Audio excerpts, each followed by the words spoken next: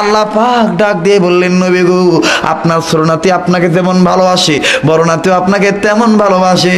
কারণ আমি আল্লাহ ঘোষণা করে দিলাম, এরা দুই ভাই জান্নাতি যুবকদের সরদার। লা ইলাহা ইল্লাল্লাহ। এইবার বলবেন, হুজুর হিন্দু বলছে, বৌদ্ধরা কিছু বলে নাই?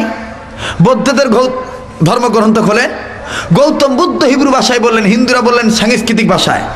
অনেক লেকচারার থাকতে পারেন, ডক্টর প্রফেসর থাকতে পারেন। আমি যে কথাগুলো বলতেছি খুব খেয়াল করে শুনবেন, ভুল হলে আমাকে জানা দিবেন, আমি সংশোধন করার চেষ্টা করব। আমার ভাইরা, গৌতম বুদ্ধ ডাক দিয়ে বললেন, পৃথিবীর মানুষ, ধর্ম যদি মানতে হয়, ওই ধর্মের পক্ষে আমি লাল ছালু গায়ে দিয়া টাক্কু মাথা হইয়া ধ্যানমগ্ন অবস্থায় সাধনা করে যা বুঝলাম, যা পাইলাম তা বললাম। কি বললাম? অজ্ঞ আনন্দ বিক্ষোভে আশিস বৎসম, স্বয়ং কেশনাম আহমদ মোহাম্মদ বদ্ধ ভগবান, বদ্ধং শরণং গচ্ছামি, সংঘং শরণং গচ্ছামি, ধম্মং শরণং গচ্ছামি, ওং শান্তি, ওং শান্তি। পৃথিবীর মানুষ, ইহকালে পরকালে নাজাত শান্তি মুক্তি যদি পেতে চাও, ওই ব্যক্তির জীবন আদর্শ মেনে নাও, যে ব্যক্তিকে তার ভগবান আহমদ নাম দিয়ে দুনিয়াতে পাঠাবে, আর ব্যক্তিটা দুনিয়াতে সে মোহাম্মদ হইয়া এক আল্লাহর পক্ষে প্রচার করে দিবে। সুবহানাল্লাহ জোরে কোন। এইবার বলবেন, হুজুর হিন্দু বলল, বৌদ্ধ বলল, খ্রিস্টান না কিছু বলে নাই? পদমং মক্কাতং হেরতং কুরতং গুহা। পৃথিবীর মানুষ, হেরা গুহার ভিতরে ধর্মের নিগুড় তত্ত্ব রহিয়াছে। আমি বলে গেলাম, ওই ধর্মের পক্ষে স্বীকৃতি প্রদান করে গেলাম, যেই ধর্মে গায়ের গোশত খাওয়া হালাল মনে করা হয়, এবং যেই ধর্মের ধারক বাহক মক্কার হেরা গুহায় ধ্যানমগ্ন অবস্থায় বসে থাকবে, আর তার আল্লাহ তার উপরে মানবতার সফলতার চাবিকাঠি হিসাবে 30 পারা কোরআন নাজিল করে দিবে। সুবহানাল্লাহ বলেন, আরো জোরে বলেন সুবহানাল্লাহ। আমার ভাইরা, আমার বন্ধুগণ, কেন আমি এই কথা বললাম? আমার বগুড়ার বাবাজিরা, জহুরুলনগরে যে কথাটা আমি বলছিলাম, বাজান গভীর মনোযোগ দিয়ে শুনবেন। আমার ভাইরা, 2007 এপ্রিল মাসে ভারতের জমিনে মোস্তফা হোসেনের সঙ্গ নিয়া, নুরুল ইসলাম অলিপুরীর সঙ্গ নিয়া, আমি গুনাহগার কলিকাতার আগারতলায়, জলপাইগুড়ি, শিলিগুড়ি, হিমালয় পর্বতের কাছে আমি গুনাহগার যখন ইসলামী সেমিনারে বক্তব্য দেওয়ার জন্য একটা চান্স পাইলাম, আমার বাবাজিরা রে, 12 মিনিট সময় পাইলাম। সময় পাওয়ার পর আমি মন্ত্রনাদি পাঠ করলাম, এরকম মন্ত্রনাদি। আর এই মন্ত্রনাদি শুনি একজন নয়, দুইজন নয়, কয়েকজন হিন্দু ব্রাহ্মণ আমার বিরুদ্ধে খেপে গেল। ও বন্ধুগণ, আমাকে ডাক দিয়ে বললেন, মৌলবী তুমি যেই মন্ত্রনাদি পাঠ করলে, মন্ত্রনাদি দ্বারা প্রমাণ করে দিবা আল্লাহ সত্য, নবী সত্য, কোরআন সত্য। প্রমাণ যদি না করো, তোমার বিরুদ্ধে কিন্তু ফাঁসির অর্ডার হয়ে। আমার ভাইরা রে, এমন বেকায়দায় পড়ে গেলাম। বাবাজি, কয়েকজন হিন্দু ব্রাহ্মণ আবার কলিকাতার থেকে পুলিশগুলো খবর দিয়ে নিয়ে আসলো। পুলিশগুলো পিকআপ ভ্যান নিয়ে চলে আসলো। আমি গুনাহগারকে জিম্মি করে নিয়ে গেল। আমার ভাইরা রে, একদিন নয়, 2 দিন নয়, 3 দিন কারাগারে কারাভুক্ত অবস্থায় থাকা লাগলো। বাজান রে, অন্যায় আমার একটাই ছিল, ইসলামের পক্ষে কথা বলা। পানির পিপাসায় কলিজা শুকা যায়, কন্ট্রোলি শুকা যায়। আমি পানি পানি বলে চিৎকার করি, শয়তানগুলো পানি দেয় না। আমার ভাইরা, অনেকক্ষণ পর 1 গ্লাস ঠান্ডা পানি নিয়ে আসে, জেলখানার সিটের মাঝখান দিয়ে ধরে পানিটা নেওয়ার জন্য হাত বাড়াইলাম। এই শয়তানগুলি আমার হাতে গ্লাসটা না ছেড়ে দিয়ে, আমার ভাইরা আমার হাতে গ্লাসটা না দিয়ে, এই শয়তানগুলি গ্লাসটা জমিনে ছেড়ে দিল। গ্লাসটা পাকা পিল্লে ভরে ভেঙে যায়। পানি খাওয়া আমি গুনাহগারের নসিবে হয় না। আমার ভাইরা, এমন একটা বিপদ পত্র পত্রিকায় দেখেছিলেন কলিকাতার আগারতলায় 2007 সালের শুরুর দিক দিয়া। আমার বন্ধুগণ, আমার ভাইরা, ওই যে ওলামায়ে কেরামকে হয়রানিমূলক শাস্তি দেওয়া হয়েছিল, আমার ভাইরা আব্দুল খালেক নামে যেই ছেলের ফাঁসি হওয়ার কথা ছিল, সেই ছেলে আমি গুনাহগার আব্দুল খালেক শরীয়তপুরি। আমার দয়ার আল্লাহ, আমার দয়ার মাওলা কেমন করে সেই ময়দান থেকে বাঁচায় আনলো। আমার ভাইরা, ক্ষুধার তন্ত্র সহ্য হয় না, অনেকক্ষণ পর একটা রুটি জেলখানার সিটের মাঝখান দিয়ে ভিকে মারে, এই রুটিটা ধুলাবালির মজমায় পড়ে যায়। রুটিটা আমি ধীরে ধীরে খায়ার মাওলার দরবারে বলি, মাওলা রে, তুমি কি আমাকে এই আযাব থেকে মুক্তি দিবা না? আল্লাহ, আল্লাহ গো, তুমি কি আমাকে এখান থেকে মুক্ত করবা না?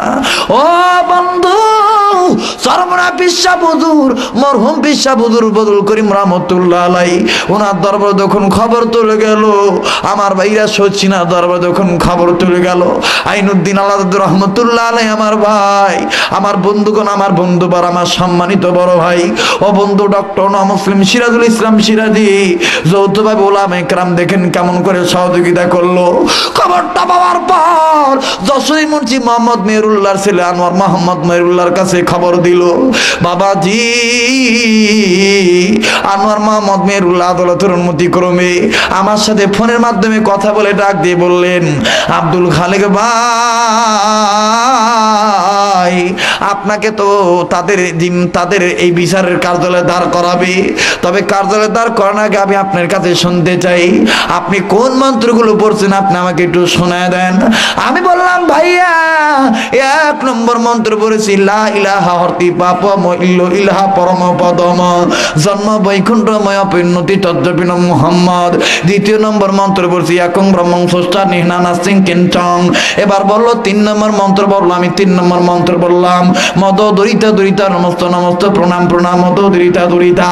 এবার বললো 4 নম্বর মন্ত্র বলো, 4 নম্বর মন্ত্র বললাম, হোতার মিন্দ্র হোতার মিন্দ্র মহাসুরিন্দা মহাসুরিন্দা বললাম মিললাম দশমিল্ল ইলাহা। আমার ভাইরা রে, 5ম নম্বর মন্ত্র যখন বলে দিলাম, আনোয়ার মোহাম্মদ মেহেরুল্লাহ ডাক দিয়ে বললেন, আব্দুল খালেক ভাই, কি বলবো ভাইয়া, আমার বাবা মুন্সি মোহাম্মদ মেহেরুল্লাহ হক কথা বলার কারণে আমার বাবাকে কলিকাতার হিন্দুরা বাতির সাথে বিষ খাওয়া মেরে ফেলে দিয়েছে।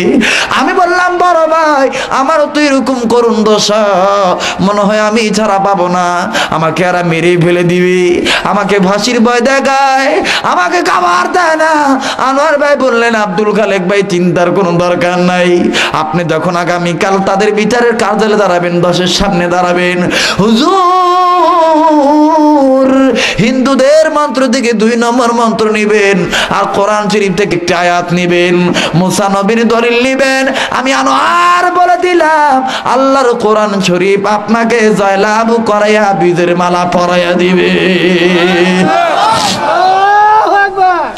আমি বললাম, আনোয়ার ভাই গো, কিভাবে আল্লাহ পাক জয়লাভ করবে?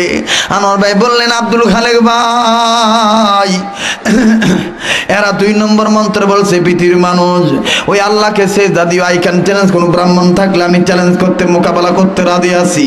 ও বন্ধুগণ, বেদ কিতাব পড়ে দেখবেন এই কথাগুলো এইভাবে লেখা আছে। বর্তমান বেদ কিতাব তো সংস্করণ করা হয়েছে, কাটছাট করা হয়েছে। আমার ভাইরা, আনোয়ার মোহাম্মদ মেহেরুল্লাহ ডাক দিয়ে বললেন, আব্দুল খালেক ভাই, হিন্দু জাতিরা বলছে পৃথিবীর মানুষ, ওই আল্লাহর প্রমাণ দিয়ে যায়, ওই আল্লাহর পরিচয়টা দিয়ে যায়, এক আল্লাহর পরিচয়, একং ব্রহ্মং স্রষ্টা নেনা নাস্তিং কিঞ্চং। আল্লাহ বলতে এক আল্লাহ, আল্লাহর কোনো শরীকই নাই। আর আল্লাহর পাওয়ার হইল, সৃষ্টি হইয়া স্রষ্টা আল্লাহকে দেখতে গেলে চোখ কানা হয়ে যাবে, নূরের কারণে দেখা যাবে না।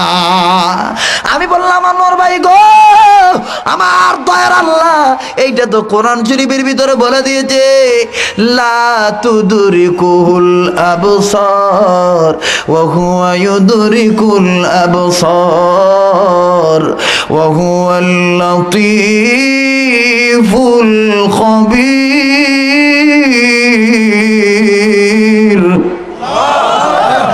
আমার ভাই বললেন, আব্দুল খালেক ভাই, এই আয়াতটা আপনি নিবেন, আর ওই 2 নম্বর মন্ত্র নেবেন, মুসা নবীর দলিল নেবেন, দেখবেন আপনি যা লাভ করবেন। এবার পরের দিন আদালতের কাঠগড়ায় দাঁড়াইলাম। 1952 সনে বেদ কিতাব আনা হলো। উকিল মহোদয় জিজ্ঞাসা করলেন, মৌলবি প্রমাণ করো। আমি বললাম, জনাব বেদ কিতাব খোলেন। খোলা হলো। আমার মেয়েরা আল্লাহর কি কারিশমা, একটা না দুইটা না 21টা মন্ত্র দলদল করে উঠলো। দ্বিতীয় নম্বর মন্ত্র নিয়ে বললাম, জনাব আপনাদের এই মন্ত্রের অর্থ হলো, আপনাদের ব্রাহ্মণরা সাংস্কৃতিক ভাষায় বলছে পৃথিবীর মানুষ ওই আল্লাহকে সেজদা দিও, যে আল্লাহ তাআলা এক, যে আল্লাহর কোনো শরীক নাই। আল্লাহর পাওয়ার হইল দুনিয়ার চক্ষু দিয়ে আল্লাহকে দেখতে গেলে চোখ কানা হয়ে যাবে, দেখা যাবে না। আমি বললাম, জনাব আপনারা বুকে হাত দিয়ে বলেন তো দেখি, আপনারা তো দুর্গাকে দেখে দেখে পূজা দেন, কালীকে দেখে দেখে পূজা দেন, লক্ষ্মীকে দেখে দেখে পূজা দেন, কোনদিন কি আপনাদের ভগবানকে দেখতে যে চোখ কানা হয়েছে? কয় না তো হুজুর, তা তো হয় নাই। আমি বললাম, জনাব তাইলে এই দলিল আপনাদের আল্লাহর না? আল্লাহু আকবার। এই দলিল আপনাদের না, এই দলিল হলো মুসলমানদের দলিল। আনোয়ার মোহাম্মদ মেহরুল্লাহ ডাক দিয়ে বললেন, আমার ভাইরা উকিল মহোদয় ডাক দিয়ে বললেন, আব্দুল খালেক হুজুর বলেন কেমন দলিল? আমি বললাম, জনাব মুসা নবী আল্লাহকে বলছিল, রব্বি আরিনি, মাওলা তোমার দেখতে চাই। আল্লাহ বলছিলেন তারানি, না রে মুসা না, তুই দেখতে পারবি না। মুসা নবী শোনে না। আমার ভাইরা আল্লাহ পাক মুসা নবীকে তুরবারে দাওয়াত দিলেন, তুরবারে চলে গেল। আমার ভাইরা মুসা নবী বেহুশ হয়ে পড়ে যায়, তুর পাহাড় দলে পড়ে সরকার হইয়া যায়। ও বন্ধু, এইরকম তথ্য তখন দিয়ে দেই আমার ভাইরা। একজন ব্রাহ্মণ আমার ভাইরা লাঠিতে বার করে হাঁটে, উনি চোখ দিয়ে পানি ছেড়ে দিয়ে ডাক দিয়ে বললেন, আব্দুল খালেক হুজুর আর আপনি আমাদেরকে লজ্জা দিবেন না। কি বলবো, দুঃখের কথা, আব্দুল গেল না মনের ব্যথা। বাবাই ছিল ব্রাহ্মণ, আমি হইছি ব্রাহ্মণ। হুজুর কি বলবো আপনার, ও আব্দুল খালেক হুজুর, বাবাই ছোট্টবেলায় মন্ত্র আমাদের শুনে শুনে মুখস্থ করছি, আমরা শুনে শুনে মুখস্থ করছি। হুজুর কি বলবো, আজ আপনি যেভাবে নবীদের নাম বললেন, মুসা নবীর দলিল বললেন, হুজুর আমার বিশ্বাস হয়ে গেল আল্লাহ সত্য, নবী সত্য, কোরআন সত্য।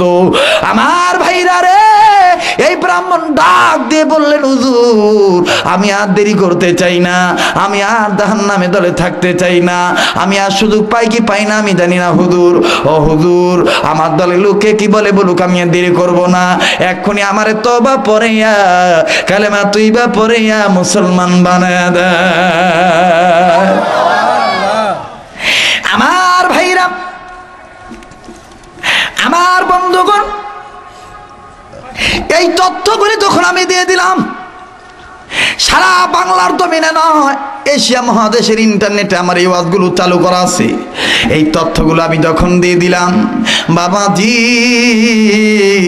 বিশেষ করে এই ওয়াজটা যখন আমি করে দিলাম, আমার ভাইরা একজন নয় দুইজন নয়, ও বন্ধুগণ, ওলামায়ে কেরামের সম্মতিক্রমে চরমনায়ের খলিফা মুস্তাফা হোসেনের হাতে হাত রেখে আমার ভাইরা 37 জন হিন্দু ব্রাহ্মণ সাধারণ মানুষ কালেমা তুইবা পড়ে মুসলমান হইয়া যায়। ও বন্ধু, এই ওয়াজগুলো দেখে বাংলাদেশ পর্যন্ত সারা পৃথিবীর জমিনে আমার ভাইরা টোটাল হিসাব 76 জন হিন্দু মানুষ কালেমা পড়ে মুসলমান হয়েছে। এ তো গত নভেম্বরের 10 তারিখ, নভেম্বরের 26 তারিখ রাজশাহী গোদাগাড়ি কাকনাটে আমার প্রোগ্রাম ছিল। ও বন্ধু, এই ওয়াজগুলো যখন করতে গেলাম, লোকটার নাম আমার ভাইরা রাজকুমার। এই লোকটা ডাক দিয়ে বললেন, হুজুর হুদাল্লিন নাসের ব্যাখ্যা শুনেছি, কোনোদিন এরকম করে শুনি নাই, আজকে আপনার মুখে শুনে প্রমাণ হয়ে গেল আল্লাহ সত্য, নবী সত্য। হুজুর আমি আর রাজকুমার হয়ে বাড়িতে যাব না, আমি মুহাম্মদ নবীর আদর্শবান ব্যক্তি হয়ে বাড়িতে যাব। আমি ডাক দিয়ে বললাম, ঠিক আছে তওবা পড়েন। ও বন্ধুগণ, রাজশাহী হুজুরদের সামনে তওবা পড়ানো হলো। লোকটার নাম রাজকুমার মাইনাস করে দিয়া রাজু আহমদ আমি লিখে কালেমা পড়ে মুসলমান হয়ে গেল। ভাইরা রে, আমার বন্ধুগণ, এই তত্ত্বগুলো আমার বৈজন বন্ধুরা আমার তাদের লাগে শেষ সময় আপনারা নিয়ে যাবেন। বাজান, যে কথা আমি বলতেছিলাম, হুদাল্লিন নাস কোরআন শরীফ শুধু আমাদের জন্য না, সবার জন্য। আরো জোরে বলেন, শুধু আমাদের জন্য না, সবার জন্য। কষ্ট হচ্ছে? আর কিছুক্ষণ বাড়াবো? কত বাজে বাবু? হ্যাঁ যত বাজে বাজুক নাকি লিল্লাহ যারা যারা আছেন তারাও নাকি আল্লাহু আকবার এগুলো কোরআনের আকর্ষণ কোরআনের পাগল যখন আল্লাহু আকবার ভাইরা তোমরা যারা যারা আছো আমি তোমাদের জন্য দোয়া করব ইনশাআল্লাহুল আজিজ মক্কাতুল মুকাররমা এবার পবিত্র রমজান মদিনা পবিত্র রমজান মুবারকে মক্কাতুল মুকাররমায় মদিনা শরীফে চাপাই নবাবগঞ্জের লোকজনের সাহায্যে সহযোগিতায় 23 দিনের এক টানা প্রোগ্রাম বিভিন্ন মসজিদে বিভিন্ন মার্কেটে সৌদি আরবে সুবহানাল্লাহ বলেন তা আমি চিন্তা করলাম যে একসাথে উমরাও করে আসি তাদেরকে বয়ানও শুনে আসি সুবহানাল্লাহ বলেন আমার ভাইরা আমি আপনাদের জন্য দোয়া করব একটু ধৈর্য ধরে যে কথাটা বলতেছিলাম কোরআনের দাম কম না বেশি ভাইজান তাহলে কোরআন শরীফ শুধু আমাদের জন্য না সবার জন্য এ বাণী সকলের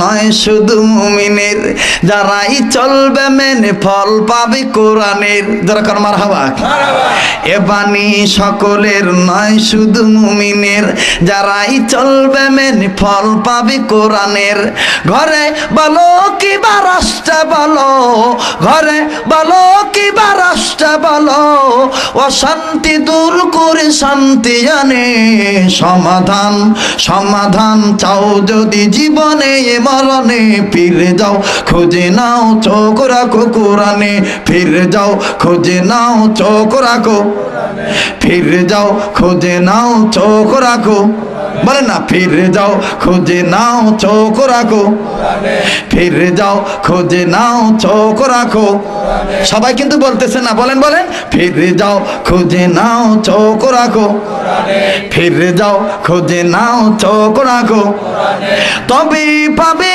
সুখ শান্তির ঠিকানা তবে পাবে সুখ শান্তির ঠিকানা যদি মেনে নাও তুমি মনে প্রাণে সমাধান সমাধান চাও যদি জীবনে মরণে ফিরে যাও খুঁজে নাও চোখ রাখো কোরআনে ফিরে যাও খুঁজে নাও চোখ রাখো ফিরে যাও খুঁজে নাও চোখ রাখো এত চির অম্লান চির মুকুতির ডাক এ যে মহাবাণী খোদারি কালামে পাক মারহাবা বলে এত চির অম্লান চির মুকুতির ডাক এ যে মহাবাণী খোদারি কালামে পাক এই দুনিয়া আর সেই দুনিয়া এই দুনিয়া আর সেই দুনিয়া মুক্তি পাবে তুমি দু জাহানে সমাধান সমাধান চাও যদি জীবনে মরণে ফিরে যাও খুঁজে নাও চোখ রাখো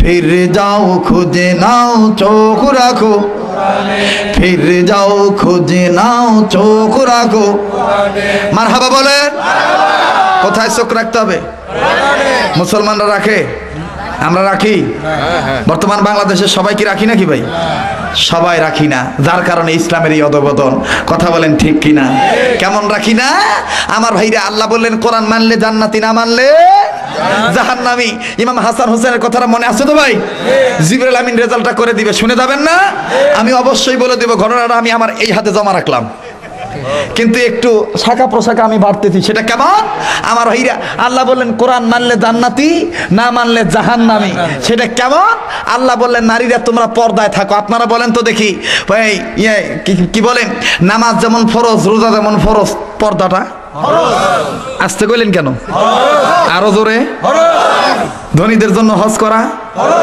যাকাত দেওয়া ফরজ মুসলমানদের জন্য কোরআন পড়া ইকরা বিসমি রাব্বিকাল্লাযী খালাক আল্লাহু আকবার বলে মুসলমানদের জন্য প্রতিটি মুসলমানের জন্য কোরআন পড়া ফরজ বুঝে পড়ুক আর না বুঝে পড়ুক কোরআন পড়া ফরজ এরপরে যদি বুঝে আইন মানা ফরজ আর যদি না বোঝে বোঝা ফরজ কথা বলেন ঠিক কিনা যদি না জানে জানা ফরজ আল্লাহু আকবার বলে আমার ভাইরা কিন্তু দেখেন আল্লাহ পাক বলেন নারীরা পর্দার ভিতরে থাকো নারীরা পর্দা থাকে জোরে কর না কেন থাকে রে ভাই থাকে তো থাকে না দেখবেন ওই যে কি আর বলি বাপ রে বাপ আমার বাংলাদেশে যে কয়েকদিন আগে ভাই একটা দিবস গেল না রে ভাই ওটা কি দিবস ভাই বিশ্ব আন্তর্জাতিক লুচ্ছা দিবস ভালোবাসা দিবস কথা বলেন ঠিক না বে ঠিক ইরে বাপ রে বাপ, রাজশাহী বিশ্ববিদ্যালয়ে গেছি ভাই দেখার জন্য।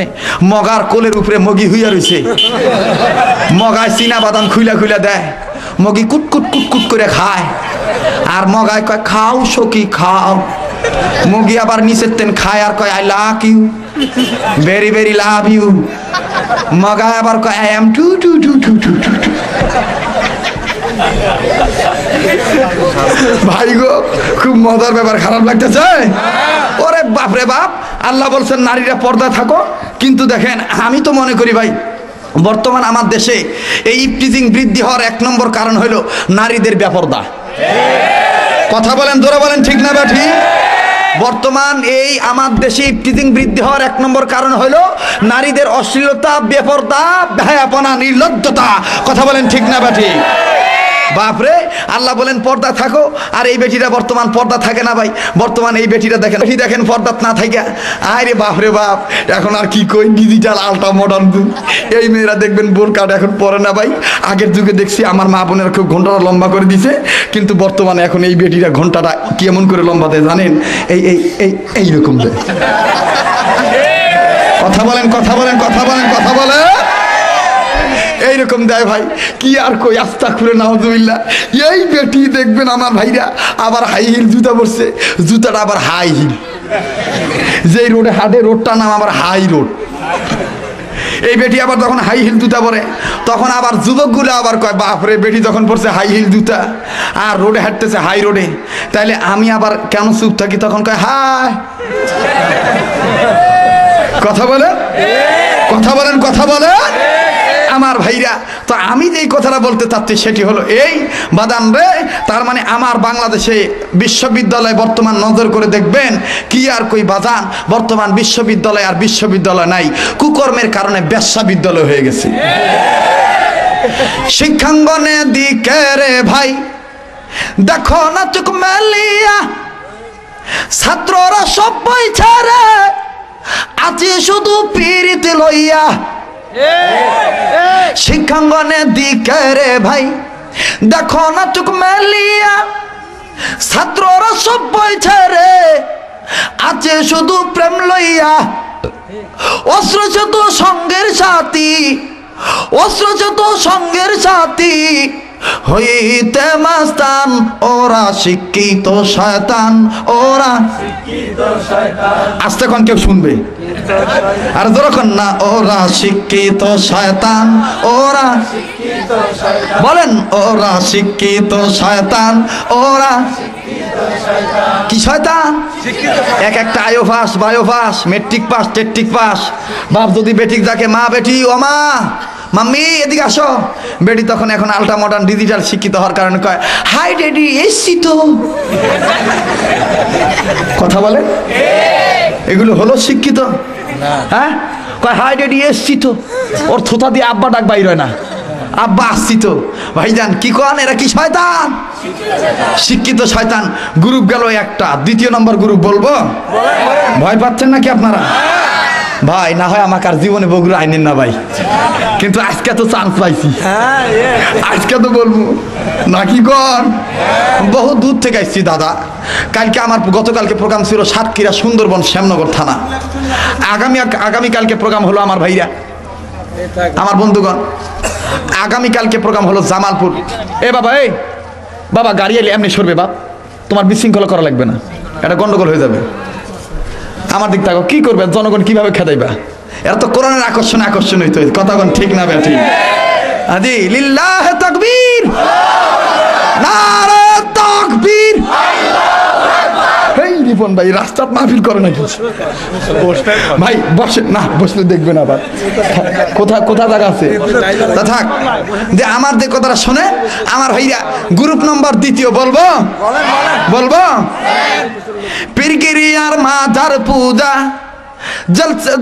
চলছে দেশটা দুরিয়া, সেরেক বেদত ভণ্ডামিতে আমার দেশটা গেল ভরিয়া। কথা বলে, ইরি বাপরে বাপ, শরীরের কাছে যাওয়া জানা পাড়া ছাগলের মতন কোথায়। গাঁজা খাইতে খাইতে মুস লাল হয়ে গেছে ভাই, গাঁজা খায়। আর দেখবেন আমি তো চিন্তা করে বাঁচি না, যাদের মুস লম্বা হয় এরা মুড়ি খায় কিভাবে। যাদের মুছ লম্বা হয় ভাই, এদের তিনটা জিনিস খাইতে খুব অসুবিধা। এক নম্বর হলো দই, দুই নম্বর হলো পাকা আম, তিন নম্বর হলো মুড়ি। আমি রবীন্দ্রনাথ ঠাকুরের বাড়িতে যাইয়া আমি প্রশ্ন করলাম ওনার আত্মীয় স্বজনকে যে আপনাদের রবীন্দ্রনাথ ঠাকুর মুড়ি খাইছে কেমনে? হুজুর ওনার বউ আছিল কয়েকটা, তো ওনার বউরা মুছ উঁচা করে ধরতো আর উনি মুড়ি চাবাইতো। ভাইজান, তা আমি চিন্তা করে বাঁচি না, তাদের মুছ লম্বা, এরা যে তিনটা জিনিস কিভাবে খায় আল্লাহ ভালো জানে বাবা। বাইরে ভাই দেখবেন এই শয়তানগুলো গাঁজা খায় আর এইরকম করে গাঁজার কলকি ডলে আর এরকম করে ইয়া খা যা তো দিলতে ভর যা হামকো লে যা আস পার কালা যা যায়। আর দেখবেন মর লম্বা লম্বা চুল রাখছে আর এরকম করে কয় অনেক কেউ পানে না বজতে তোমার নিনার কেমন তুমি কাউনে না গো গান দে কাউনে আমার বাংলা নাম ঠিক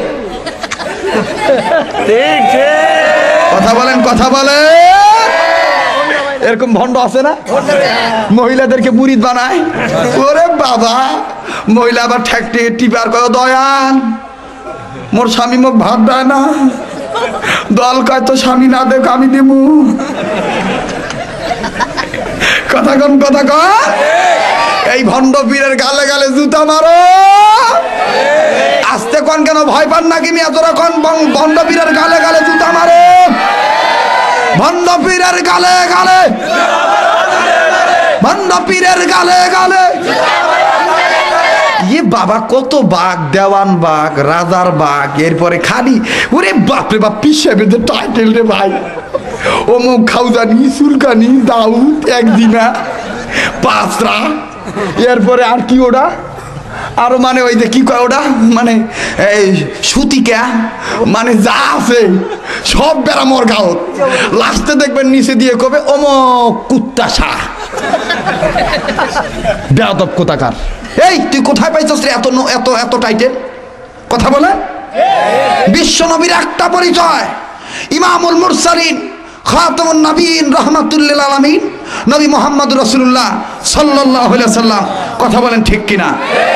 এই শয়তানগুলো বলেছে ইসলামী আন্দোলন করা হারাম, আমি বলেছি এদের কাছে মুরিদ হওয়া হারাম, এদের কাছে মুরিদ ধরে এনজিও খাচ্চেলদের দালাল হওয়া লাগবে। কথা বলেন ঠিক না বাড়ি? আমার দেশে কিছু পীর আছে, এদেরকে চালায় বাইরের রাষ্ট্ররা। কথা বলেন। এদের দেখবেন মাদ্রাসা, এদের দেখবেন অট্টালিকা, লক্ষ লক্ষ কোটি কোটি টাকা ব্যয় করে দিবে, কিন্তু বাদাম দ্বারা ইসলামী আন্দোলন করবে তাদের পক্ষে আর কেউ দিবে না।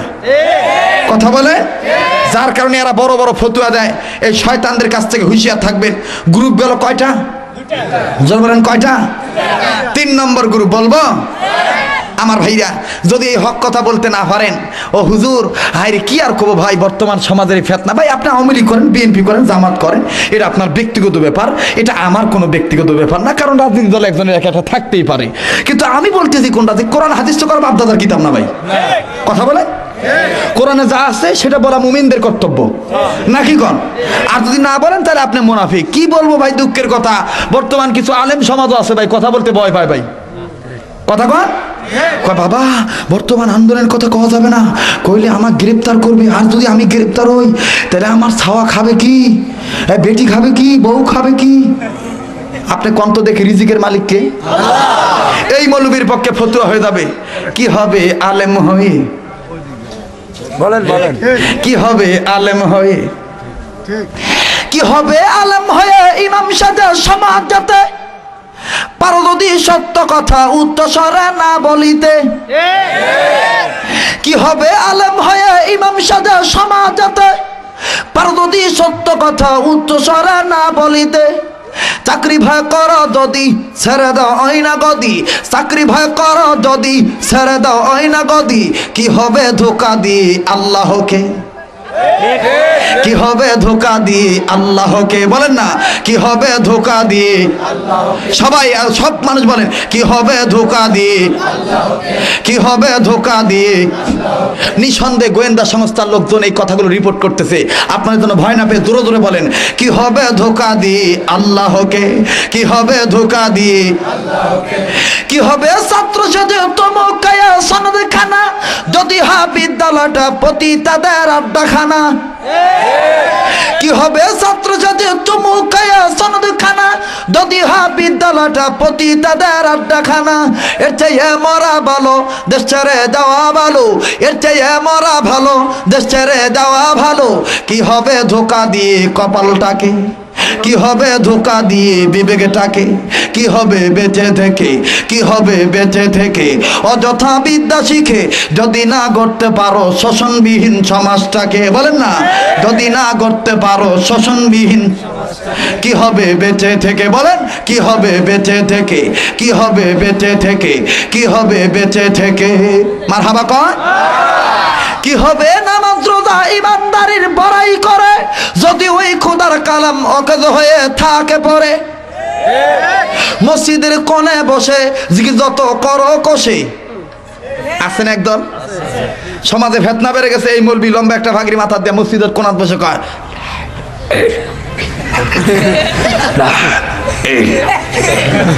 আবার আর একদল কবে হুয়াল হাইল আচ্ছা ভাই কত এই জিকির আজগার করে সমাজের ফেতনা দূর করা যাবে। এবার কথা কন না কেন, এই জিকির আজগার করে সমাজের ফেতনা দূর করা যাবে। মনে করেন বগুড়ার মূল টাঙ্কিতে কুত্তা মুইরা পয়সা রয়েছে ভাই, মূল টাঙ্কি থেকে বগুড়ার বিভিন্ন ডিস্ট্রিক্টে বিভিন্ন অঞ্চলে আনাচে কানাচে পানি সাপ্লাই দেওয়া হয়। এখন আপনি যদি এই স্টেশনের এই সাপ্লাইয়ের মুখ খুলে যদি আপনি পীর সাহেবের মতন এরকম ওই মুখ খুলে যদি পচা পানি পাওয়ার পর মুখ খুলে যদি এখন কন হুয়াল হাইউল কাইয়ুম, পানি সাফ হবে না, পবিত্র হবে। আগে মূল টাঙ্কির কুত্তা মরা ফালাইতে হবে না ভাই, কথা বলে না কেন? আগে মূল টাঙ্কির কুত্তা ফালাইতে হবে না, তারপরে এমনি এমনি ছোট ছোট সাপ্লাইয়ের পানির কল এমনি পরিষ্কার হয়ে যাবে। কথা বলেন ঠিক না বা ঠিক? ভাইজান আমি আর লম্বা করতে চাচ্ছি না, যে কথাটা বলতে চাচ্ছি সেটি হলো এই, কোন রাজনীতির দলের বক্তা আমিও না, আর কোন রাজনীতির বক্তব্য আমি দিচ্ছি না। তবে পরিষ্কার করে আজকের এই ডিজিটাল নাম করা ডিজিটাল বাংলাদেশে আমি পরিষ্কার করে স্মরণ করে দিয়ে যাই, এই হাজার জনগণ নিয়ে উপস্থিত ময়দানে আমি দায়িত্বহীন কণ্ঠে স্মরণ করে দিতে চাই, আমার দেশে দুনিয়ার তন্ত্রমন্ত্র দিয়ে ইফতিজিং বন্ধ করা যাবে না।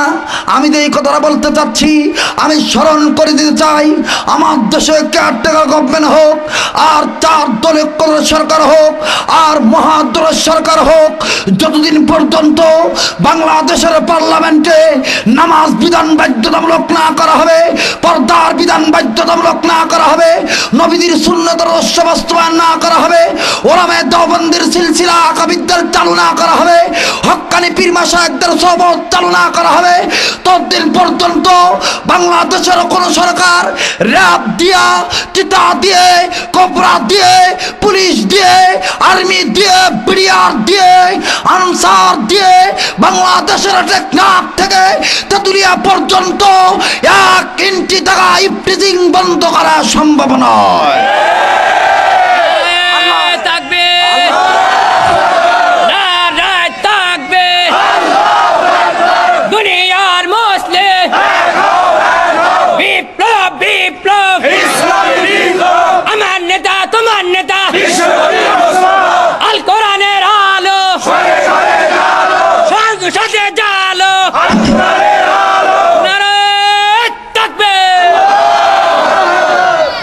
মনে কষ্ট নিলেন?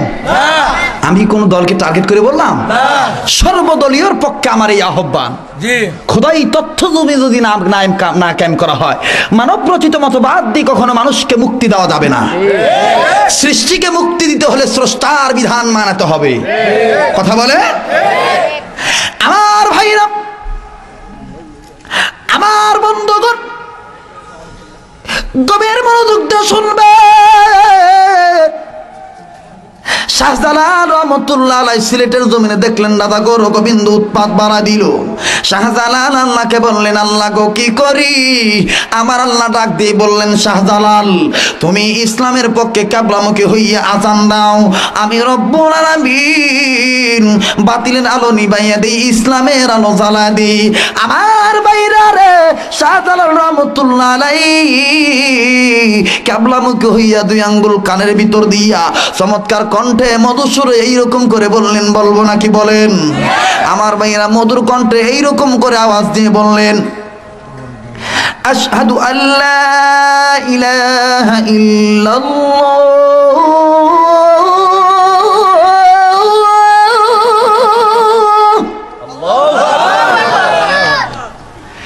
আশহাদু আল্লা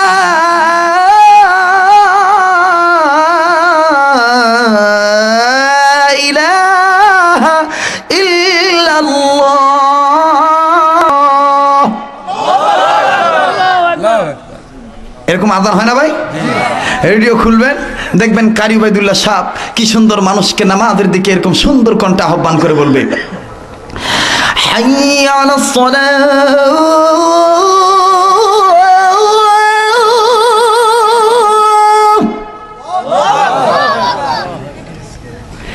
হাইয়া আলাস সালাহ,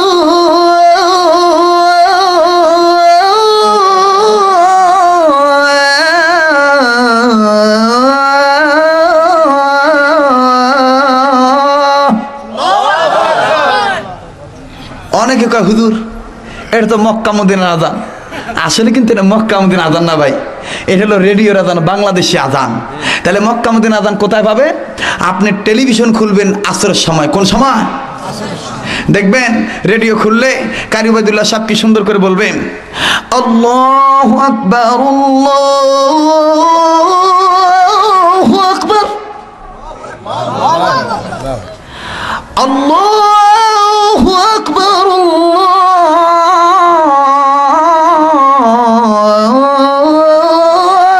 আল্লাহু আকবার। আর টেলিভিশন খুলবে, দেখবেন মক্কা মদিনার সুরে কি সুন্দর মিষ্টি সুরে সংক্ষিপ্তভাবে এইরকম করে সুন্দরভাবে বলবে, আল্লাহু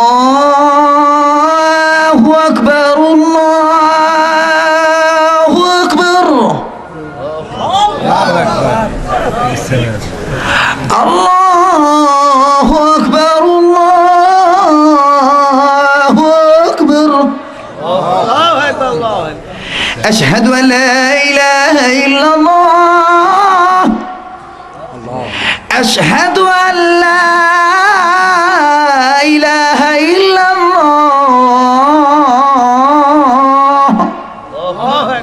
মারহাবা বলেন তো। শাহজালাল এরকম করে আযান দিয়ে দিলে আর রাধা গৌর গোবিন্দের বিল্ডিং এর ইটা একটা একটা করে খুলে বলে গেল, যেরকম সুবহানাল্লাহ। অতএব এখন আমাদের সব সময় আল্লাহর কাছে দোয়া করতে হবে, আল্লাহ গো তুমি আমাদেরকে ওই পথে চালায়ও যেই পথে শাহজালাল চলেছে, যেই পথে মরহুম সরমনায় হুজুর চলেছে, যেই পথে পিসাব সরসিনার চলেছেন, যেই পথে ফুরফুরার চলেছেন, যেই পথে ওলামায়ে দেওবন্দির সিলসিলার আকাবিররা চলেছেন, অর্থাৎ হক পথে আল্লাহ হক তরিকায় তুমি আমাদেরকে চলায়ও, যেই পথে চললে তুমি খুশি, তোমার হাবিব খুশি। কথা বলেন ঠিক কিনা? এখন আল্লাহর কাছে বলতে হবে, তাদের পথে তাদের মতে কবুল করুন আল্লাহ, রহম করুন আল্লাহ। সবাই বলবেন রহম করুন আল্লাহ, কবুল করুন। সবাই কিন্তু বললেন না ভাই, আল্লাহর কাছে দোয়া করেন, আল্লাহ কবুল করবে। কবুল করুন আল্লাহ, রহম করুন আল্লাহ, জোরে রহম করুন আল্লাহ, কবুল করুন আল্লাহ।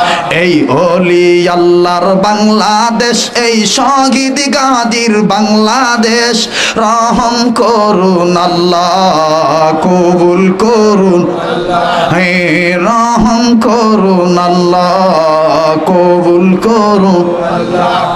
এই শাহজালালের বাংলাদেশ, শাহপরানের বাংলাদেশ, মারহাবা কর। এই শাহজালালের বাংলাদেশ, পরাণের বাংলাদেশ, তাদের পথে তাদের মতে কবুল করুন আল্লাহ, রহম করুন, হ্যাঁ কবুল করুন আল্লাহ, রহম করুন। এই চরমনায়ের বাংলাদেশ, পুরারি বাংলাদেশ, মারহাবা কোন।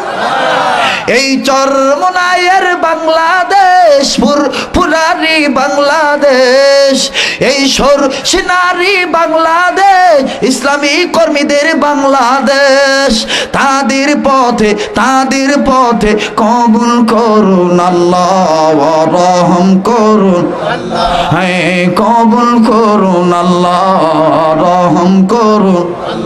লা ইলাহা ইল্লাল্লাহ, জোরে লা ইলাহা ইল্লাল্লাহ, লা ইলাহা ইল্লাল্লাহ, লা ইলাহা ইল্লাল্লাহ, লা ইলাহা ইল্লাল্লাহ। একজন জবান বন্ধ রাখবেন না, এখন আমি ইম্পর্টেন্ট তথ্য বলতেছি। লা ইলাহা ইল্লাল্লাহ, জোরে লা ইলাহা ইল্লাল্লাহ, লা ইলাহা ইল্লাল্লাহ, লা ইলাহা ইল্লাল্লাহ, লা ইলাহা ইল্লাল্লাহ, সুবহানাল্লাহ ওয়ালহামদুলিল্লাহ, লা ইলাহা ইল্লাল্লাহ, জোরে সুবহানাল্লাহ ওয়ালহামদুলিল্লাহ, লা ইলাহা ইল্লাল্লাহ, আর জোরে সুবহানাল্লাহ ওয়ালহামদুলিল্লাহ, লা ইলাহা ইল্লাল্লাহ। থামেন, আল্লাহকে ডাকতে ভালো লাগে না? এখন কিন্তু মার্কেটের দরজা বন্ধ, সব বড় বড় অফিস বন্ধ, আদালত বন্ধ, কিন্তু আল্লাহর একটা দোকান খোলা আছে, সেই দোকানটার নাম হলো গুনাহ মাফের দোকান। সুবহানাল্লাহ বলেন। রাত্র যত গভীর হয় আমার মাওলা তত গুনাহ মাফের দোকানের দরজা আল্লাহ তত ওপেন করে দেয়, বলে বান্দা কেউ আছো কি আমার কাছে জিকির আজগার করে দোয়া করবা, আমি তোমাদের দোয়া কবুল করব। সুবহানাল্লাহ। তো যারা দাঁড়িয়ে আছেন বসে আছেন সবাই মিলে যৌথ কণ্ঠে উচ্চ আওয়াজে সকলে আল্লাহকে পাওয়ার আশায় জোরে সোরে বলেন সুবহানাল্লাহ ওয়ালহামদুলিল্লাহ, লা ইলাহা ইল্লাল্লাহ। একসাথে সুবহানাল্লাহ ওয়ালহামদুলিল্লাহ, লা ইলাহা ইল্লাল্লাহ, জোরে সুবহানাল্লাহ ওয়ালহামদুলিল্লাহ, লা ইলাহা ইল্লাল্লাহ, ইল্লাল্লাহু ইল্লাল্লাহ, ইল্লাল্লাহু ইল্লাল্লাহ, সুবহানাল্লাহ ওয়ালহামদুলিল্লাহ, লা ইলাহা ইল্লাল্লাহ, জোরে সুবহানাল্লাহ ওয়ালহামদুলিল্লাহ, লা ইলাহা ইল্লাল্লাহ, জোরে লা ইলাহা ইল্লাল্লাহ, আর জোরে লা ইলাহা ইল্লাল্লাহ, জোরে লা ইলাহা ইল্লাল্লাহ। ভাইয়া নামাজ রোজা সাইরো না, যাবেন আর বলবেন নামাজ রোজা সাইরো না, হায় হায় বাবা মার খেদমত বইল না। এই দুইটা করি না বিদায় আজকে আমরা মায়ের খাই, কথা বলেন ঠিক কিনা? আজকে আমাদের কপালে অভাব, কথা বলেন ঠিক না বে ঠিক? নামাজ রোজা সাইরো না, বাবা মার খেদমত বইল না, বলুন নামাজ রোজা সাইরো না, হায় হায় বাবা মার খেদমত বইল না।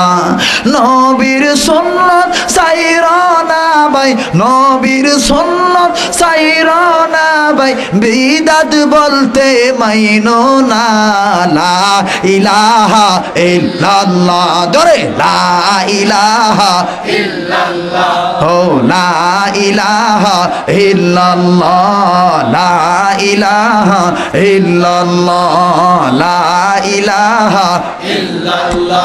আমার ভাইরা, আমার বন্ধুগণ, কেন মা বোনেরা পর্দা করবেন না? বাবাজি ইমাম হাসান হুসাইনের কথা আমি অবশ্যই বলবো, কিন্তু ভাই গো হাজার হাজার মহিলা মা বোন আসছে, কোনো মা বোন ছাদে বসেছে, কোনো মা বোন রাস্তায় বসেছে। ও বগুড়ার মা বোনেরা, জানি না আর কোনোদিন আমি আসতে পারবো কিনা আমি জানি না। তোমরা যারা আমাকে টিভির পর্দায় দেখেছো, স্যাটেলাইটের মাধ্যমে, ইন্টারনেটের মাধ্যমে, ডিশ অ্যান্টেনার মাধ্যমে, মা গো আমি সেই শরীয়তপুরে তোমাদেরকে বলে দিই, মা তোমরা যদি ভালো হইয়া যাও, তোমাদের পেট থেকে আবার জন্ম নেবে শাহজালাল। কথা বলেন ঠিক না বেঠি? ভাইয়া মা বোনেরা কেন ভালো হবেন না? আমার আল্লাহ রাব্বুল আমিন 10 জন পুরুষকে জান্নাতের টিকিট দিল। এখন দিলটা নরম করে দিবেন। আল্লাহ 5 জন মহিলাকে জান্নাতের টিকিট দিল। 10 জন পুরুষ আশারে মুবাশশারা, আর 5 জন মহিলাকে আল্লাহ জান্নাত দিয়ে দিল। আমার ভাইরা, আমার এই বইটার ভিতরে আজব আজব তথ্য আছে। আমি আজকে এই বইটা প্রেস থেকে বের করেছি বাদান, বহু খাটাখাটনি করে কিতাবটা মিলে গেছি। ও বন্ধুগণ, পিপিলিকে কেমন করে জান্নাতে যায়, মাছি কেমন করে জান্নাতে যায়, কোন কাজটা করার কারণে জান্নাতে যায়, আমি এই কথাগুলি তথ্যগুলি জায়গায় দিয়ে দিলাম। কিন্তু বাদান রে, 5 জন মহিলাকে আল্লাহ জান্নাতের টিকিট দিল।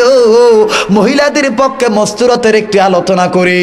আমি কোরআন মানলে জান্নাতি, না মানলে জাহান্নামী। আমি মা বোনদের খেদমতে একটু আরজ করার পর আবার ফিরে আসতেছি ইমাম হাসান হোসেনের কথায়। আমি 5 থেকে 10টা মিনিট সময় পাই, দিবেন তো ইনশাল্লাহ আপনারা? আমার ভাইরা, মা বোনেরা গো, তোমাদের মতন মা ছিল মা খাদিজা, তোমাদের মতন মা ছিল মা আয়েশা, তোমাদের মতন মা ছিল মা ফাতিমা, তোমাদের মতন মা ছিল মা সুমাইয়া, তোমাদের মতন মা ছিল মা আসিয়া। এই 5 জন মহিলার দিলের ভিতরে নবীর প্রেম জাগ্রত ছিল, নবীর প্রেম, ঈমান, পাকা মহব্বত ছিল, যার কারণে আল্লাহ জান্নাত লিখে দিল। যারা বলেন সুবহানাল্লাহ। ও ভাইরা, ও মা বোনেরা, 5 জন মহিলার কথা বলতে গেলে সারা রাত্র পোহা যাবে। আমার অনেক রাত্রের দরকার হবে, কিন্তু আমি বলতে পারবো না। একটা মায়ের কথা বলে দেই, দিলটা নরম করে দিবে। মা বিশ্ব নবী মুহাম্মদুর রাসূলুল্লাহ, মা আয়েশা সহ সমস্ত বিবিদেরকে নিয়ে মজমার ভিতরে বসে বললেন, ও বন্ধু, নবীজির বিবিরা বললেন, নবী গো, এতদিন তো আমাদেরকে একসাথে বসান নাই, আজকে কেন আমাদেরকে একসাথে বসান? নবী আমার ডাক দিয়ে বললেন, বিবিরা রে, আমি আমার খেদমত গুলো তোমাদের মাঝে বন্টন করে দিতে চাই। কারণ গত রাত্রে জিবরাইল আমিন আমাকে বলেছে, যেই বিবি যত খেদমত বেশি বেশি করবে, সেই বিবিকে আল্লাহ পাক তত জান্নাতের স্তর বাড়ায় দিবে। ও বন্ধু,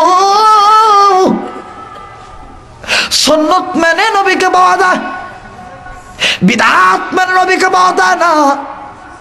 শিরিক থেকে তওবা করলে আল্লাহকে পাওয়া যায়, শিরিক করে আল্লাহকে পাওয়া যায় না। কথা বলেন ঠিক না ঠিক?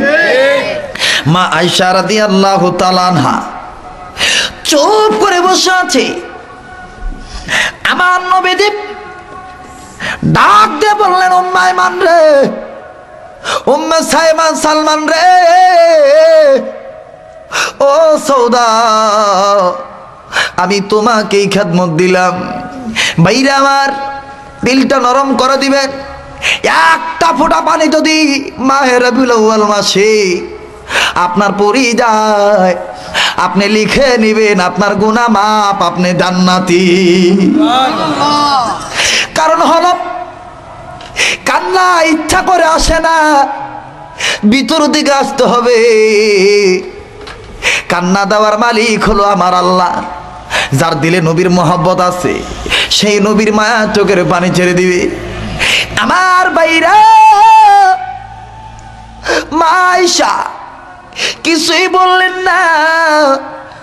নবীজি সব বিবিদেরকে খেদমত গুলো ভাগ করে দিল।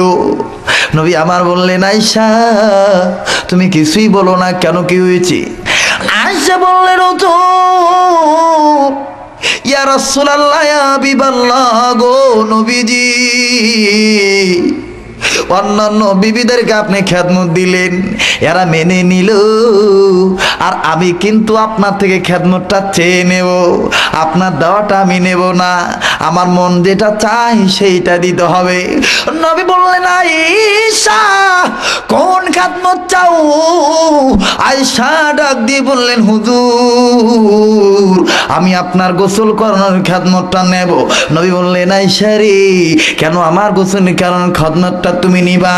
আয়েশা বললেন, হুজুর ইয়া রাসূলুল্লাহ ইয়া হাবিবাল্লাহ, আপনি জানেননি আপনি একদিন গোসল করতেছিলেন, আমি আমার দরজার ফাঁক দিয়ে দেখতে পাইলাম, আমি আমার দরজার ফাঁক দিয়ে জানালার ফাঁক দিয়ে দেখতে পাইলাম, হুজুর আমি দেখতে পাইলাম, আমি দেখেছি অন্যান্য মানুষ গোসল করলে অঙ্গ ধৌত করা পানি মাটিতে পড়ে বেয়ে বেয়ে অন্যত্র চলে যায়, কিন্তু আপনি যখন গোসল করলেন আপনার অঙ্গ ধৌত করা পানি কোনো জায়গায় বেয়ে বেয়ে গেল না।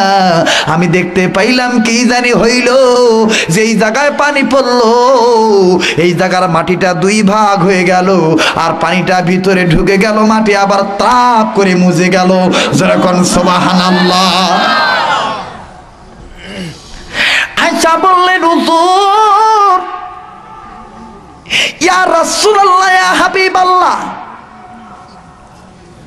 শুধু তাই না, আমি দেখতে পাই আপনি যখন গোসল করেন অন্যান্য মানুষের পানিতে কোনো রকমের কোনো ময়লা দেখা যায়, আর আপনি যখন গোসল করেন গো নবীজি আপনার পানির সাথে কি যেন চিকমিক চিকমিক করে গো নবী।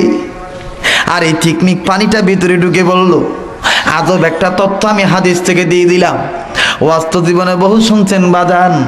দেখেন নবীদের মুজিজা দেখেন আমার ভাইরা। নবীজি বললেন, আয়েশা রে এইটা কি জানোনি? আয়েশা বললেন, হুজুর জানতে চাই। নবী আমার বললেন, আয়েশা পয়গম্বররা পবিত্র, এদের অঙ্গ প্রত্যঙ্গ পবিত্র, এরা যে পানি ঢালে এটাও পবিত্র, যেই মাটিতে পড়ে মাটিও পবিত্র। ও আয়েশা শুনে নাও, শুনে নাও, আমাকে যেই ক্ষমতা আল্লাহ দিয়েছে অন্যান্য পয়গম্বরদেরকে আল্লাহ সেই ক্ষমতা দেয় নাই। আয়েশা রে আমি নবী বললাম, ওই যে মাটি দুই ভাগ হইয়া যায়, এক সময় এমন আসবে দুনিয়াতে পেট্রোলের অভাব হয়ে যাবে, ডিজেলের অভাব হয়ে যাবে, অকটেনের অভাব হয়ে যাবে, হীরা মণিকাঞ্চন মুক্তা ইউনিয়াম সোনা খনির রূপার অভাব হয়ে যাবে। শুনে নাও আয়েশা, সকল রাষ্ট্রে অভাব হয়ে যাবে, কিন্তু আমার মদিনা মক্কার রাষ্ট্রে কোনোদিন অভাব হবে না। কেন হবে না?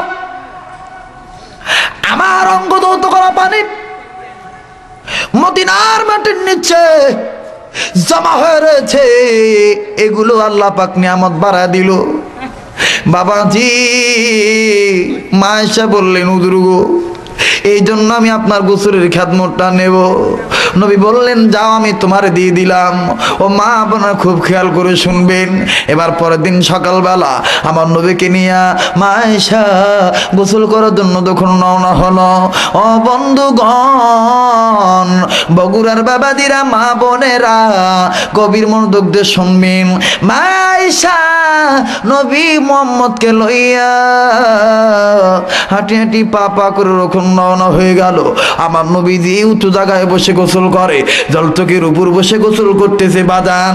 আমার নবীজি আয়েশাকে বললেন, হুজুর গো, আয়েশাকে বললেন, উম্মুল মুমিনিন আয়েশা তুমি আমার এই জায়গায় একটু ডলে দাও। আমার নবীজির গর্দানে তখন মা আয়েশা ডলতে গেল। আমার মেয়েরা নবীজি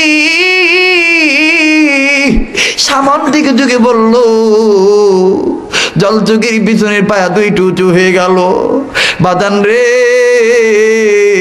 মা আয়েশা রাদিয়াল্লাহু তাআলা নবীজির খেদমত করতে পাইয়া খুব খুশি। মা আয়েশার নিজের দিকে কোনো খেয়াল নাই। ভাইরা রে, আমার বন্ধুগণ, বিশ্ব নবী নিজের দিকে তখন একটু চোখে বলল, পায়া দুটো উঁচু হয়ে গেল। মা আয়েশা রাদিয়াল্লাহু তাআলা আনহার ডান পায়ের দুটি আঙ্গুল জলচকির পায়ার নিচে ঢুকে যায়। ডলরে যে আমার নবীজি পিছন দিকে বেক করে। ভাইরা আমার বন্ধুগণ, নবীজি নজর করে দেখে পানি সেতু কি যেন লাল রঙের বেয়ে যায়। নবী বললেন, আয়েশা রে, পানির সাথে কি লাল রঙের বেয়ে যায়, জলদি করে বলো। আয়েশা কোনো কথা বলেন না। আবার বললেন, আয়েশা এখানে তুমি আর আমি আছি, পানির সাথে লাল রঙের কি বেয়ে যায়, জলদি বলো। আয়েশা কিছুই বলেন না। আমার মেয়েরা আমার নবীজি আবার বললেন, আয়েশা কি লাল রঙের বেয়ে যায়, জলদি করে বলো। আয়েশা কিছু বললেন না। এবার নবীজি বিধা ধরে লইয়া পিছন দিকে ব্যাক করে দেখে, পিছন দিকে নজর করে দেখে মা আয়েশা রাদিয়াল্লাহু তাআলা আনহার গালের গোস্ত থরথর করে নড়ে। চোখের পানি টপ টপ করে ধরনার মতন পড়ে।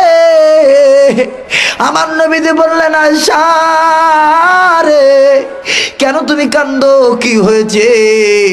মা আয়েশা ডাক দিয়ে বললেন, হুজুর গো, আপনি জানেননি, আপনাকে যখন আমি গোসল করাইতে যাই আপনি সামন দিকে ঢুকে পড়েছেন, আপনার পায়া দুটো উঁচু হয়ে গিয়েছে, আমার ডান পায়ের দুটি আঙ্গুল ঢুকে গিয়েছে। আপনার শরীরের ওতরার কারণে আমার দুটি পায়ের আঙ্গুল পেটে রক্ত বাইর হইয়া যায়। নবীজি ডাক দিয়ে বললেন, আয়েশা তুমি যদি আমাকে দাঁড়াইতে বলতা তাহলে আমি দাঁড়াইতাম, তোমার আঙ্গুল ফাটতো না, রক্ত বাইর হইতো না।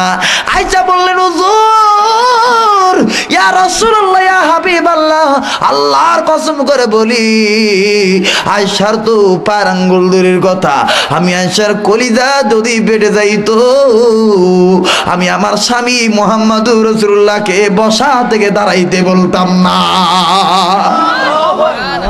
আমার ভাইরা, নবীজি এবার মা আয়েশাকে বুকের সাথে জড়িয়ে ধরলো, বিদা গানে ডাক দিয়ে বললো, আল্লাহ, ও আমার আল্লাহ, তোমার দরবারে আমি দোয়া করে দিলাম, মাবুদ, যেদিন স্বামী তার বিবিকে চিনবে না, সূর্য মাথার কাছে চলে আসবে, ওই দিন আমি যেন আমার আয়েশাকে না ভুলে যাই। আল্লাহ পাক জিবরাইলকে বললেন, জিবরাইল, নবীর প্রত্যেকটা বিবির দিলে নবীর মোহাব্বত আছে, যা জিবরাইল, আমি যে নবীর নাম বুরহান রেখেছি, এই বুরহান অকাট্য দলিল, আর এই বুরহান অকাট্য দলিলকে ভালোবাসতে পারলে, আঁকড়া ধরতে পারলে, আমি ওয়াদা দিয়েছি রহমতের কোলে তুলে নেব, জান্নাতে যাওয়ার সোজা রাস্তা দেখা দেব। যা জিবরাইল, আয়েশার পক্ষে নবীকে জানিয়ে দাও, খাদিজার মতন আয়েশার কপালেও জান্নাতের টিকিট আমি আল্লাহ বরাদ্দ দিয়ে দিলাম। ও যুবক ভাইরা, কথায় কথা বেড়ে যায়, কেন নবীকে ভালোবাসবো না? নবীজির সিরাত কেন মানবেন না? ভাইরে, মা আয়েশা রাদিয়াল্লাহু তাআলা আনহা নবীজির অঙ্গে তল মালিশ করতে গেল, নজর করে দেখে পিঠে কেমন জানি কালো কালো দাগ দেখা যায়।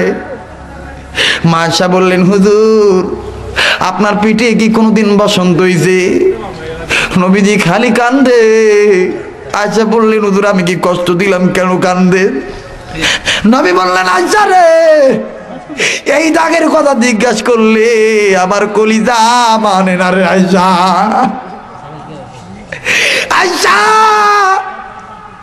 যেদিন আমি তায়েফের জমিনে যাই,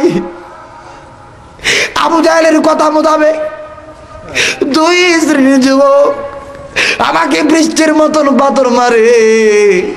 আয়েশা, একটা পাথর আমার চোখে লাগে, আর একটা পাথর আমার ঠোঁটে লাগে, আমার কোনো পাথর আমার কপালে লাগে রে আয়েশা। আমি এদেরকে বলেছিলাম, আর মারিস না, আরে তোরা কি জানিস না আমার মা নাই, আমার বাবা নাই। আয়েশা রে, তারপরে শুনি নাই, আমার এমন ভাবে মানলো, একবার না, দুইবার না, তিনবার আমি বেহুশ হয়ে পড়ে গেলাম। আমার ভাইরা, করুণ ইতিহাস টাইপের জমিনের। হযরতে জায়েদ নজর করে দেখে নবীজি ঠোঁট ফুলে গেছে, মাথা বেয়ে রক্ত পড়ে। জায়েদ যাবি সব ছেলেদেরকে বলল, ছেলেরা রে, এই লোকটা তো তোমাদের কোনো ক্ষতি করে নাই, তোমরা কেন মারো? ছেলেগুলোর মা হলো, ছেলেগুলো চলে গেল, কিন্তু ভাইয়া জায়েদ চাবি নজর করে দেখে নবী নড়ে না, কোনো কথা বলে না। জায়েদ চাবি নবীজির পা ধরে ডাক দিয়ে বললেন, হুজুর উঠুন আমার হুজুর। নড়ে না, নড়ে না। জায়েদ চাবি ডাক দিয়ে বললেন, প্রভু গো, আমাদের নবীকে কি তুমি ঈসা নবীর মতন আসমানে তুলে নিলা? ভাইরা আমার, নবীজি জ্ঞান ফিরে আসলো। হযরত জায়েদ নজর করে দেখে নবীজি কোনো কিছু বলে না। একবার বললেন, রব্বি হাবলি উম্মতি। আল্লাহু আকবার। এ বগুড়ার দোয়াকা কোন নেতার আদর্শ ছেড়ে দিয়ে শয়তানদের আদর্শ মানো? ও ছাত্রলীগের বাইরা, ছাত্র দলের বাইরা, শিবিরের বাইরা, সকল প্রকার রাজনীতি দলের ছাত্ররা, কেন তোমরা নেতাদের পিছনে মারামারি করো? নবীজির সুন্নতের পক্ষে আমল করো, আল্লাহ রাব্বুল আমিন কপাল খুলে দিবে। আমার নবীজি ডাক দিয়ে বললেন, জায়েদ রে, একটু পানি আমায় দাও। জানো না জায়েদ, তাইফের জমির পাথর আঘাত খাইতে খাইতে আমার কলিজা শুকায় গেছে রে জায়েদ। সাহাবী ডাক দিয়ে বললেন, হুজুর, আবু জাহেল পানির মশকটা কেড়ে নিয়ে পানি ফেলে দিয়েছে। হুজুর পানি নাই, পানি কোথায় পাই গো হুজুর? তাইফের ঘরে ঘরে যাই, জায়েদ চলে গেল। তাইফের ঘরে ঘরে যাইয়া ডাক দিয়ে বললো, কেউ আসনি দিবানি, নবীর নামে একটু পানি দাও, মোহাম্মদ নামের বাড়ি যাই। কেউ দিল না। আবু জাহেল বলেছে, মোহাম্মদ পাগল, পাগল নামে পানি দিলে বদনাম হবে, মা বাবার দরবের মুখে চুনকালি মাখবে। সবাই দরজা লাগা দেয়, কেউ পানি দিল না। জায়েদ চাবি জমিনে পড়ে যে মাথায় হাত দিয়ে বললেন, প্রভু রে, যে নবীর খাতিরে তামাম জাহান বানাইলা, যে নবীর খাতিরে আগুন পানি বানাইলা, এই নবীর পানি দেয় না, এরা কি পুরা কপাইলা কি খারাপ? হযরত জায়েদ সাহাবী ডুকরে ডুকরে কানতে কানতে নবীর কাছে গেল। নবীজি উঠতে পারে না, খুব কষ্ট হয়। ডাক দিয়ে বললেন, জায়েদ পানি দাও। জায়েদ নাও বলে না, হাও বলে না। ডাক দিয়ে বললেন, হুজুর, তাইফের জমিনে কেউ পানি দিল না। আমার নবীজি বললেন, জায়েদ রে, আমার যদি আজকে মা থাকতো, বাবা থাকতো, এরা কি আমাকে পারতো পারি না দেওয়ার জন্য রে? আমাকে উঁচু করো। এবার নবীজিকে উঁচু করা হলো। খুব খেয়াল করে শুনবেন, দিলটা নরম করে শুনবেন। আমার নবীজি উঁচু দিকে নজর করে দেখে দূর দেশে একজন ইহুদি একটা বকরির বাচ্চাকে ঘাস খাওয়ায়। নবী বললেন, জায়েদ রে, ওই ইহুদি চাচার কাছে আমার লইয়া দাও। ইহুদি চাচার কাছে না হলো। আমার নবীজি সংক্ষিপ্ত আকারে বলে, লম্বা কাহিনী, রাত্র গভীর হয়ে যায়। নবীজি ইহুদির কাছে যে বললেন, চাচা, আমার মা নেই, বাবা নাই, আমাকে মেরে দেখেন কি করে দিয়েছে চাচা। আমি আপনার দরবার আসছি একটা অনুমতি নেওয়ার জন্য চাচা। আপনি যদি অনুমতি দেন, এই বকরির কাছ থেকে আমি একটু দুধ পান করে খাবো। ইহুদি রেগে গেলেন, ডাক দিয়ে বললেন, মুহাম্মদ, তুমি পাগল, তোমাকে মেরেছে ভালো করেছে। করে কেন আমি পাগল, আমি কি করলাম? আমার ভাইরা ডাক দিয়ে বললেন, মুহাম্মদ, তুমি যদি পাগল না হও, যেই বকরি এখনো বাচ্চা দেয় নাই, এই বকরি কি করে দুধ দিবে? ইহুদিকে নবী আমার ডাক দিয়ে বললেন, চাচাজি অনুমতি যদি দিয়ে দেন আমি দেখাই দিই আল্লাহ কেমন করে পারে। আমার মেয়েরা, ইহুদি বললেন, মুহাম্মদ যদি না পারে তোমার কিন্তু পীরের চামড়া আমি থবো না। হযরতে যায়েদ খাপ করে নবীজির হাত ধরে বললেন, হুজুর লাগবে না অনুমতি হুজুর, ইহুদি ভালো না, আপনারা তো কম মারে না যারা, আবার যদি মারে আপনি যদি মরে যান কাকে রসুল রসুল বলে ডাকবো। আমার নবীজি বললেন, যায়েদ রে আল্লাহর কাছে দোয়া করো, দেখো আল্লাহ পাক কি পারে। আমার ভাইরা, নবীজি চুপ করে বসে বললেন, ডাক দিয়ে বললেন, আয় বকরি তুই আয় আমার কাছে। কিতাবের লিখে ইহুদি বলে, আমি নজর করে দেখি আমার হাতের বকরি মুহাম্মদ যখন ডাক দেয় আমার হাত থেকে একটা দর মেরে নবীর হাতে চলে যায়। শুনে নাও শুনে নাও আমার ভাইরা, নবীজি ইহুদি বকরি পিঠে হাত দিয়ে বললেন, বিসমিল্লাহির রহমানির রহিম। ডাক দিয়ে বললেন, বকরি রে আর আমার চিনি না আমি কে, তুই কিন্তু চিনো, আমি আর পারি না, আমার একটু দুধ দে রে বকরি। আমার মেয়েরা, বকরি মুহূর্তের ভিতরে আসমানের দিকে নজর করে মানুষের বাসায় জবান খুলে গেল, ডাক দিয়ে বললেন, প্রভু গো তাই বাসি চিনেনি রহমাতুল লিল আলামিন, আমি কিন্তু চিনি আল্লাহ আমার বাচ্চা দুধ দেওয়ার ক্ষমতা নাই, আমি তোমার কাছে বলতেছি তোমার হাবিবের কলিজা ঠান্ডা করার সুযোগ দিয়ে দাও, তাম রক্তগুলি দুধ বানাইয়া আমার কচি বানের ফুটা দিয়ে তুমি বাহির করে দাও, রহমাতুল লিল আলামিনের কলিজা ঠান্ডা করে দাও। আরে বকরি হইয়া চিনিল, উম্মত হইয়া চিনলাম না, ও পুরা কফেল্লা মুসলমানেরা। এবার ইহুদি এই দৃশ্য দেখে নবীদের দুটি কদম ধরে বললেন, তওবা পড়ায় দেন, আর তা পড়ায় দেন আমাদের লা ইলাহা ইল্লাল্লাহু মুহাম্মাদুর রাসূলুল্লাহ সাল্লাল্লাহু আলাইহি সাল্লাম। আমার মেয়েরা, সেই মা আয়েশা রাদিয়াল্লাহু তাআলা আনহা ডাক দিয়ে বললেন, নবী গো এটা আপনার তায়েফের জমিনের আঘাত, কালো কালো দাগ। হুজুর আমি জানি আপনি যদি দোয়া করেন আল্লাহ পাক দোয়া কবুল করে, আপনি আল্লাহর কাছে বলেন না, আল্লাহ গো আমার শাহে রব্বানা তুমি আমার পিঠ থেকে কালো কালো দাগগুলো মুছে দাও। হুজুর বললেন, আয়েশা না আমি পারবো না। আয়েশা বললেন, কেন? নবী বললেন, আয়েশা তুমি কি জানো না আমি উম্মতের কান্ডার রহমতের ভান্ডার। বললেন, হুজুর এই দাগ উম্মতের কোন কাজে লাগবে?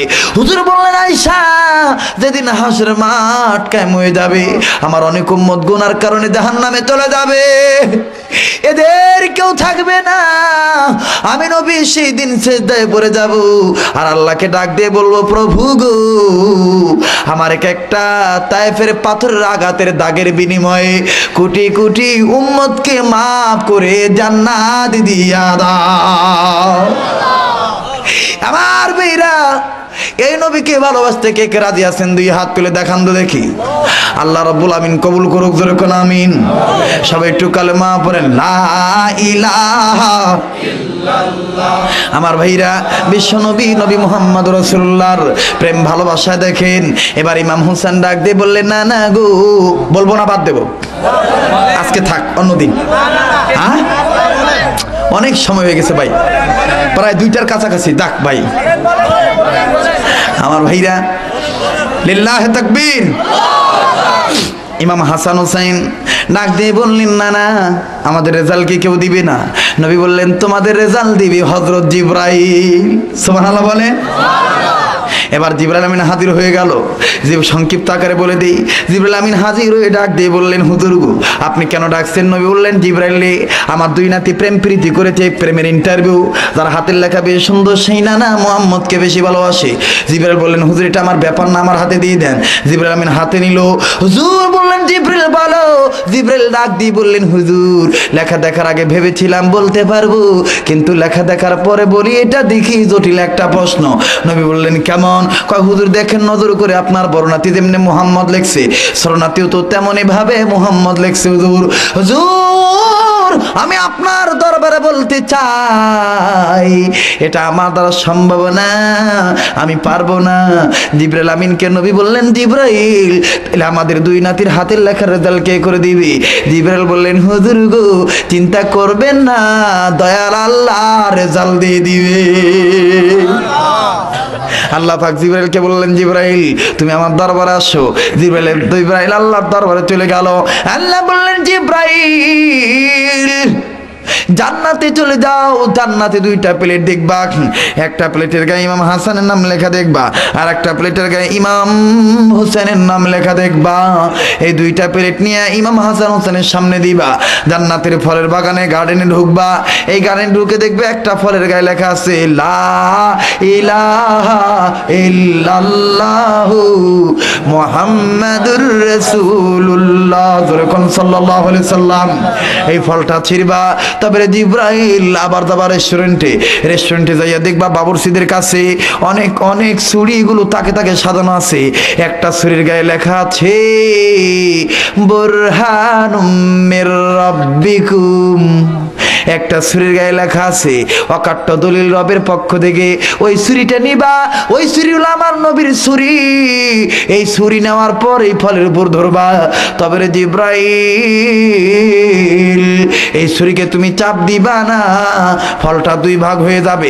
এক ভাগ পড়বে হাসানের প্লেটে, আর এক ভাগ পড়বে হুসাইনের প্লেটে। আমি ঘটনাটা শেষ করার আগে একটা ওয়াদা আমি নেব। এই হাজার হাজার মানুষ দাঁড়ায় আছেন, বসে আছেন, আমার সাথে শেষ আখির মোনাজাত করে যাবেন তো আপনারা ইনশাআল্লাহ? আমি এখন মোনাজাত করে দেব। যে যেখানে দাঁড়িয়ে আছেন, বসে আছেন, সবাই সুন্দর করে সুন্দরভাবে থাকবেন, নড়াচড়া করবেন না। আমার বিশ্বাস নবীর ডায়লগ শুনে চোখের পানি ছেড়ে দিয়েছে। আজকের মোনাজাত আল্লাহ ফেরত দিব না। কথা বলেন ঠিক না ব্যাঠিক? আমার ভাইরা, আল্লাহ রাব্বুল আমিন ডাক দিয়ে বললেন, আমার বন্ধুগণ গভীর মনোযোগ দিয়ে শুনবেন। ও বন্ধু, আল্লাহ বললেন জিবরাইল এই ছুরির উপর আঘাত করবা না। আমি আল্লাহ হুকুম দিয়ে দেব, ছুরিটা দুই ভাগ হয়ে যাবে। এক ভাগ পড়বে ইমাম হাসানের প্লেটে, আর এক ভাগ পড়বে ইমাম হোসেনের প্লেটে। আর জিবরাইল যার ভাগটা বড় হবে, তার হাতের লেখা বেশ সুন্দর হবে, সেই নানা মুহাম্মদকে বেশি ভালোবাসবে। আমার ভাইরা জিবরাইল আমিন নবীকে বললেন, নবী আমার আবার হাসান হোসেনকে বললেন। হোসেন বললেন, না না মানি না, মানবো না। নবী বললেন, কেন মানো না? কয় না না, আপনি তো বলেছেন আমাদের দুই ভাইয়ের হাতের লেখা সুন্দর। এখন আপনি বলেন, যদি আমার ফলটা বড় হয় তাহলে তো ছোট ভাই বড় ভাই ঠকে যাবে, অথবা বড় ভাইটা যদি বড় হয় আমি তো ঠকে যাব। মানি না, মানবো না।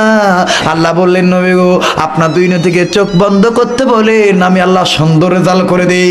ও বন্ধু, আল্লাহ রাব্বুল আমিন এবার যখন দুই নাতি চক্ষু বন্ধ করে দিল, আল্লাহ পাক সুন্দর করে বলে দিলেন, আমি এখন বিচার করে দিলাম, কারণ ইমাম হাসান হোসেন কোরআন মেনে জান্নাতে হইছি।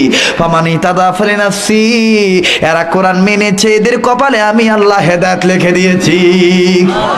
এ জিবরাইল এখন চোখ খুলতে বলো। চোখ খোলা হলো বাজান নে আমার।